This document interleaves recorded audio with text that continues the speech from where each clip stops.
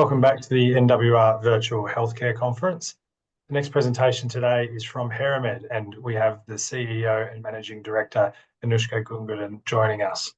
HeraMED is an innovative medical data and technology company leading digital transformation of maternity care. They're doing this by revolutionising the prenatal and postpartum experience with a hybrid maternity care platform. Just as a reminder on questions, if you have one you'd like to submit, please feel free to do it using the Q&A option within Zoom. But without any further ado, I'll hand over to Anushka for the presentation. Thank you, Matt. Thank you for having us. Hello, everyone. I'm not sure where you're joining from, so good afternoon here from Melbourne. I'm here to tell you a little bit about HeraMED, what we're doing and where we're heading. But before I start, let me tell you that every 2 minutes, there is a woman dying from pregnancy or childbirth related complications. Every 7 seconds, there is a baby who's dying. Now, majority of those maternal deaths, about 80% according to a study, can be prevented. And in the baby infant death, about 30 to 40% are preventable. We're talking about 2 million lives or more here. That's why in our business, we are really looking at how we change this, because we believe no one should lose their life while bringing a life into this world.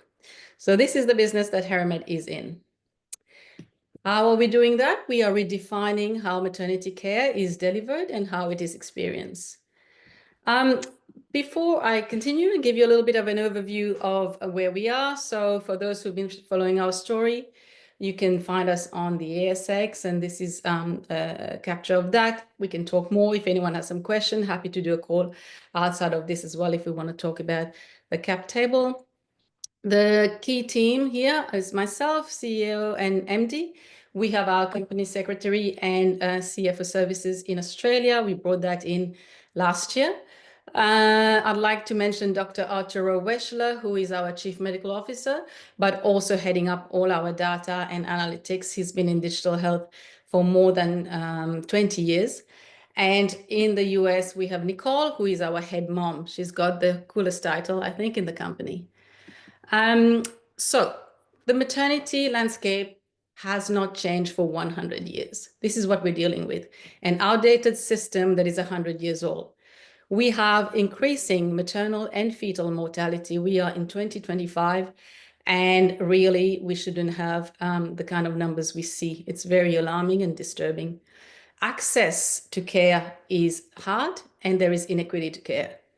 Affordability of care is also increasing. On the other side, in the healthcare system, there's not enough doctors, midwife, there's not enough human, in fact, working in this space, with increasing demand and increasing cost. In the US, when you look at this map, everything you see in red is a maternity desert. A maternity desert is a place that does not have even one maternity clinic, so it's zero. And they are still spending more than 100 billion on maternity care. Outcomes are not following the amount that is being spent. The mortality rate in the US is 2 times than any other OECD countries. Now, when we look at the different major complications in maternity, we're looking at hypertension, mental health, and diabetes. The cost of each of these are quite astronomical. The cost of hypertension disorders in pregnancy and in postpartum care is $7.5 billion. When we're looking at maternal mental health, again, in postpartum care, this is the highest killer for mothers. Suicide after they've given birth, up to 12 months. It's a very dangerous time for mothers, and it's a time when they do not have any support. We're looking at $18.1 billion in cost here. Gestational diabetes, another one, that's about $4.8 billion for the cost of mothers and babies related to GDM. So when we look at all of this, we have come up with the HeraCare solution. This is the architecture of our solution. It looks quite complex, but I'll go through it. If you follow me from this, you look at all the devices, we'll work our way to the other side. So today we have our own proprietary fetal heart rate monitor. Maybe a lot of you have heard about the HeraMED from a while ago, and some of you may think that's HeraMED is HeraMED, but there's a lot that has changed since that time. So the HeraMED is a TGA. We are in the process of reclassification with the TGA. It's also FDA and CE approved. So the HeraMED connects into our platform, the HeraCare platform. And today the HeraCare platform is device agnostic. So we connect into the fetal heart rate monitor, but we also connect into a number of vitals that are very important in pregnancy and in postpartum care. So your blood pressure, glucose monitoring, weight. We also have a number of assessment-based surveys for mental health, for example. In the US, we also have social determinants of health that is embedded through the platform. It is very important because where you live determines how far away you are from any kind of care, but also do you have an access? Do you have means to get there? Through this platform, we are able to get those kind of information, and then the hospitals are able, for instance, to arrange transportation for someone to be able to go get their care. We also have a big focus on education because we believe in empowering the mother in her health journey. In fact, women make 85% of buying decision, including in health, for themselves and their own family. So education is an important part of solving the healthcare problem. We have a partnership with the Mayo Clinic. And when you take all these devices, the surveys, the educational content, it's all combined and delivered through a phone app to a mum based on her pregnancy condition. In there, she will get tasks to do in terms of measurement. For example, if she has hypertension, she will need to take her blood pressure at different cadence based on what her OBGYN or her hospital is telling her to do. But she will also get information related to that condition. She will have alerts if she hasn't done her measurement. She will have alerts if her measurements are out of range and out of the standard that is expected. On the other side of this companion app is the dashboard for the providers. They are also able to see in real time all this measurement. It's uploaded to the cloud. They get to see it right away.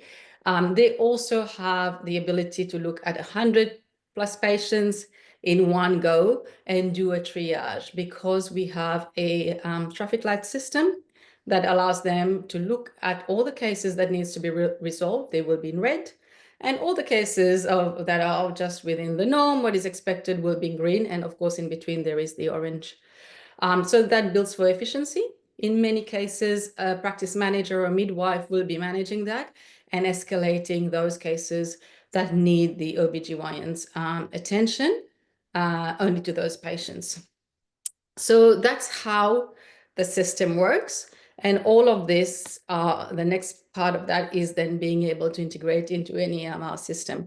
We know for any hospital system, any physician, they do not have enough time, let alone to open 1, 2, or 3 different systems. So working closely with them around an integration is definitely part of what we do. This is 3 different layers of maternity care. If you look at the top layer, there's a number of visits that is prescribed that our great-grandmothers had to do, my mum had to do, I'm doing the same when I had my kids. The second line is this hybrid model where we also brought in a number of telehealth component into this instead of doing it face-to-face. And in between visits, there's continuity of care. And then when you look at the bottom component of this box, those are some of the examples of the care plans that I talked about earlier. So today we have 9 different customized care plans, 6 in pregnancy, from low risk to high risk, hypertension, GDM, or a combination of those. And we also have 3 in the postpartum care, up to 12 months post-delivery. As a result of implementing our model compared to a traditional model of care, what we are seeing are better outcomes for the mothers. It's a patient-centric care. There's continuity of care and support in between visits. She continues to be able to be monitored, and if there is any issues, there is an action for the mother to take. There's an action from the healthcare team as well to get in touch with the mum. We know there's a reduction in stress and anxiety. There are a number of early detection of complications, such as preeclampsia. For instance, one of the patients being monitored over 2 weeks, it was picked up that she had preeclampsia, but her blood tests were not showing it yet. However, her blood pressure measurement every day was actually indicating preeclampsia. And we have a number of stories like that, where there's also time-critical intervention that's being done, where someone had to show up at emergency and have her baby being delivered. Something like that would not have happened had we not had remote pregnancy monitoring in that clinic. There's productivity gain. Each visit is optimized by 10 minutes because a lot of the vitals is being done ahead of that interaction. And each visit is also spent on care. So instead of taking measurement, what the doctor or the midwife is doing with the mother is actually talking about how she's going, what's happening, rather than taking a blood pressure measurement. There is also, this is the model we're working with, is around the revenue per pregnancy. I'll cover that a little bit later in our pricing model for the US. Our stakeholders are many. We work in public hospital, private clinics, as well as partners in research, and also partners such as Garmin Health, for instance, and insurers are also another vertical that is of interest to us. You see on there's some logos there of some of the organizations that we have been working with. Mothers absolutely love the product. There is a high NPS score for mothers. We've seen that over the last 4,000 moms we have done. We haven't surveyed all 4,000, but we have surveyed them regularly in different groups. The last group we surveyed was in the US at Broward Health.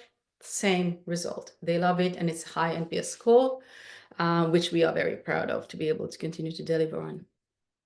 I'd like to spend a little bit of time talking about Broward Health. This is our healthcare system that we launched last year in the US, in Florida.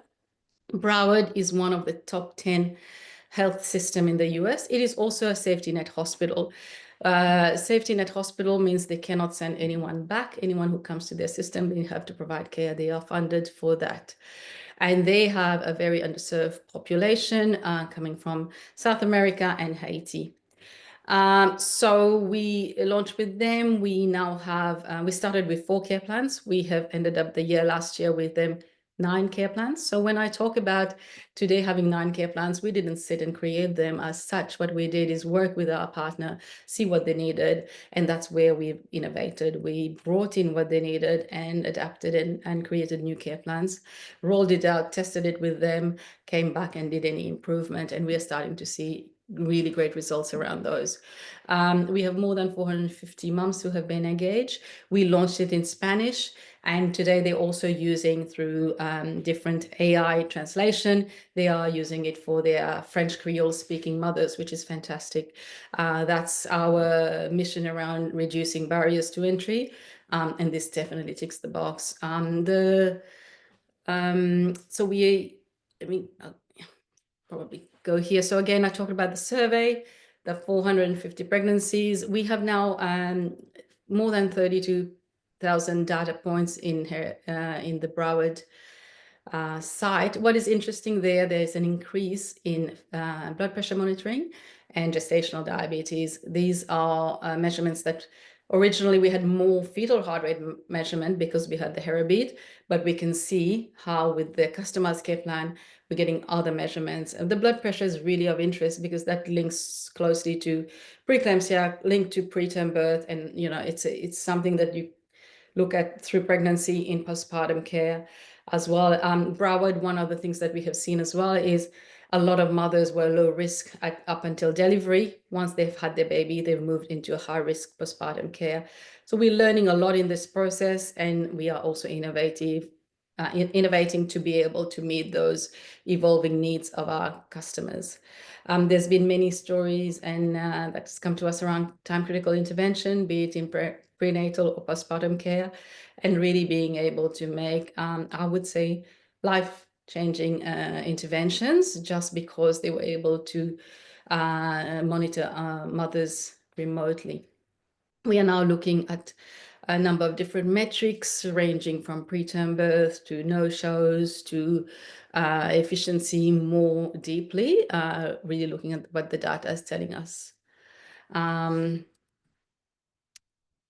So I mentioned this earlier. So this is an example of a pricing in the US.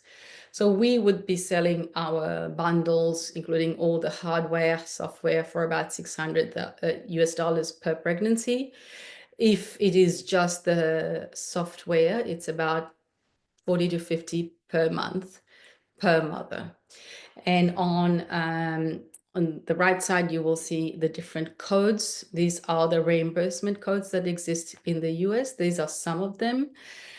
Just looking at the first four numbers you see there, that adds up to about $800 for 3 visits and their blood pressure measurement in pregnancy. And when you take out what they would be paying for the HeraCare platform and the HeraBeat and shipping and some support, there is a net revenue that goes to the healthcare provider of about $324. Now, I've mentioned the postpartum care. So today there are 30 states in the US, so 30 out of the 52, who have signed up to reimbursement of postpartum care up to 12 months.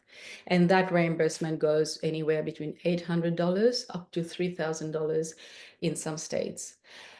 So that's an additional revenue that can be added on top of this.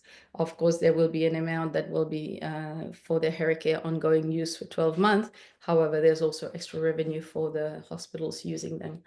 Having said that, it's all very new. We are working with at least 3 different systems at the moment, trying to really work out what are the reimbursement codes. Each state is different, amounts are different, the way they pay is different. So we're working together to really solve that.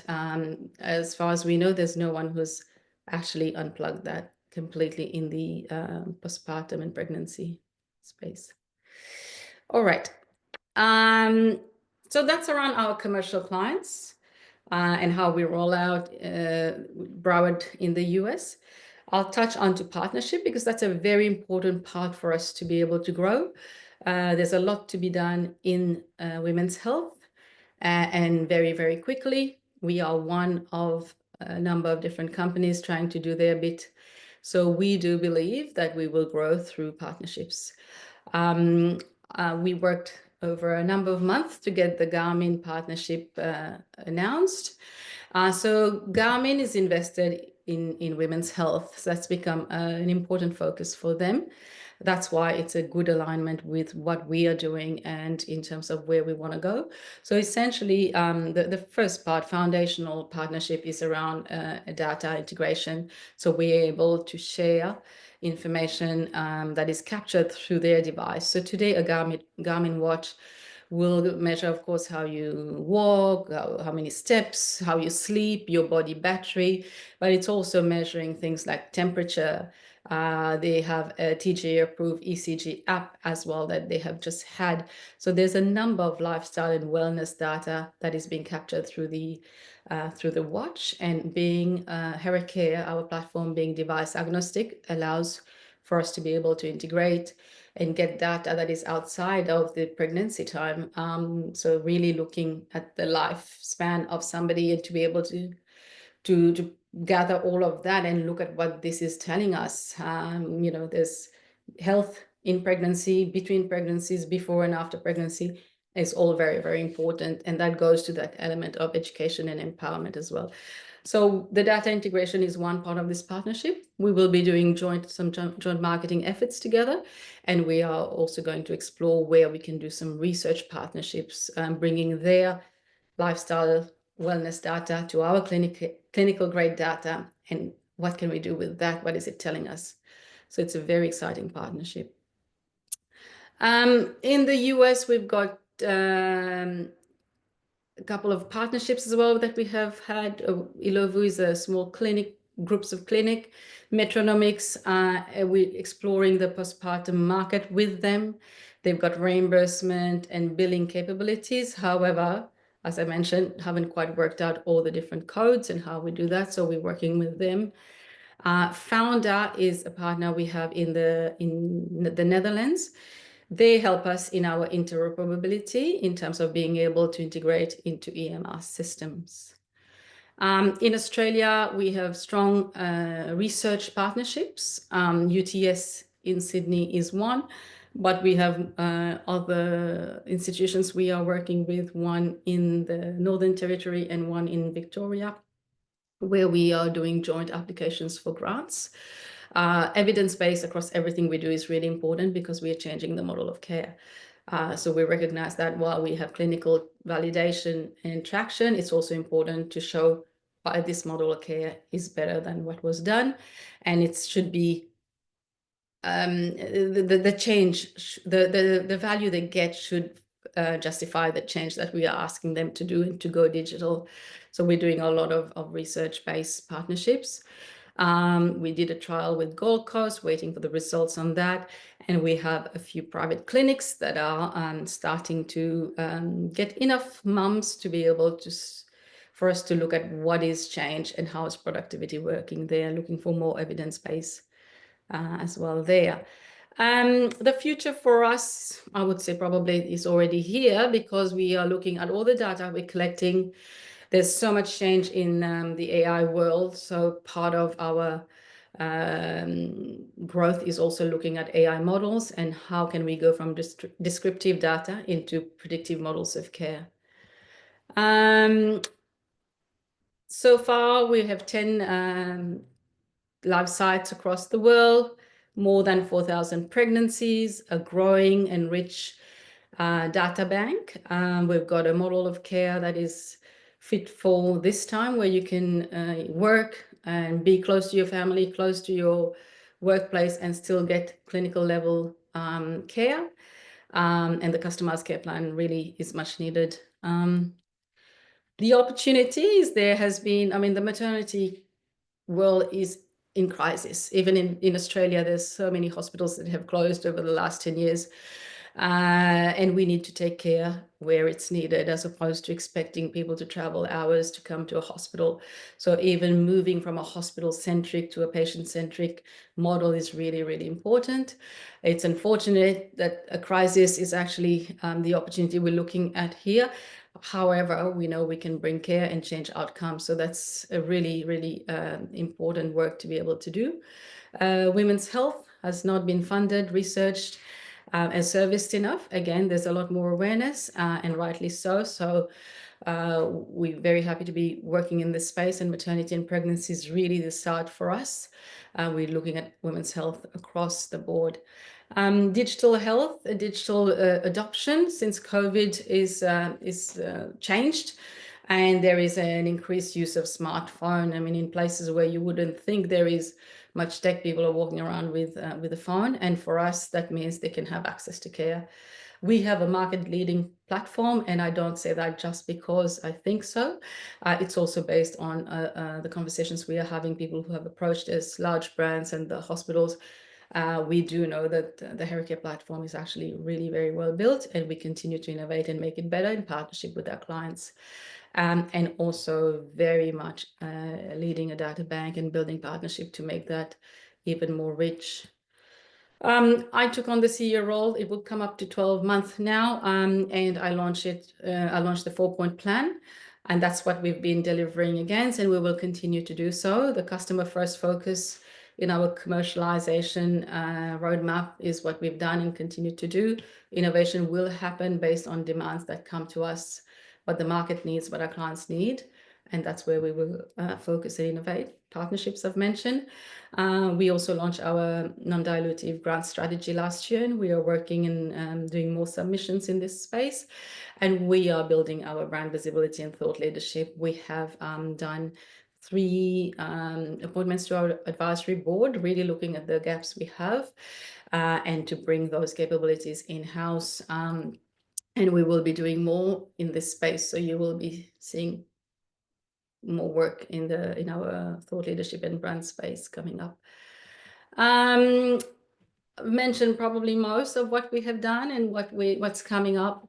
In the US, we will continue to scale with Broward, and there will be there's a couple of other very advanced conversation as well in the US. One is in Florida itself. And in Europe, we're working on our grants last little bit. I know with some of you, if I've spoken to you, we've mentioned this. Yeah, it is still on track for this June 2025 timeline, but we were thinking it would be closer now, but it is not quite there, but it is getting there.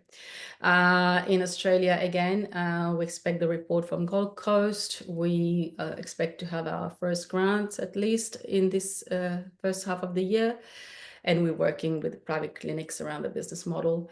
I've mentioned the brand campaign and the advisory board appointments that we will do based on skills that we need, and certainly being present at targeted conferences, in media, podcasts, and webinars like this one.